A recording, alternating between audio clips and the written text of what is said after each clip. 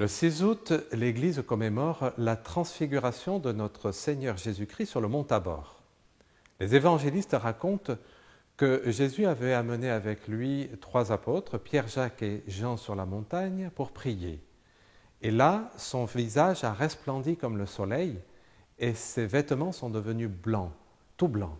Et se tenaient auprès de lui Moïse et Élie. Pourquoi ces 2 personnages de l'Ancien Testament ? Parce que pendant leur vie terrestre, Dieu les avait également appelés sur la montagne pour contempler sa gloire. Dans le cas d'Élie, cela est raconté dans le premier livre des rois. Cela se passe sur le mont Horeb. Élie affronte l'ouragan, le tremblement de terre, l'incendie, mais Dieu n'était pas là. Dieu se trouvait par contre dans la légère brise. Mais en réalité, ni Moïse ni Élie n'avaient pu voir Dieu en face. Là, sur le mont Tabor, ils découvrent un reflet de la divinité dans le Christ transfiguré. Et ils parlent avec Jésus. De quoi parle-t-il ? De sa passion à venir. Autrement dit, il y a un lien étroit entre la gloire de Dieu révélée dans la transfiguration du Christ et sa passion à venir. La transfiguration est une anticipation de la glorification du Christ sur la croix. Cette fête nous renvoie donc au lien qu'il y a entre la gloire de Dieu et la croix du Christ. Une autre fête nous renvoie à ce lien, c'est la croix glorieuse. Et de fait, la transfiguration et la croix glorieuse sont liées dans le temps. La transfiguration est célébrée le 6 août et la croix glorieuse le 14 septembre, c'est-à-dire exactement 40 jours après.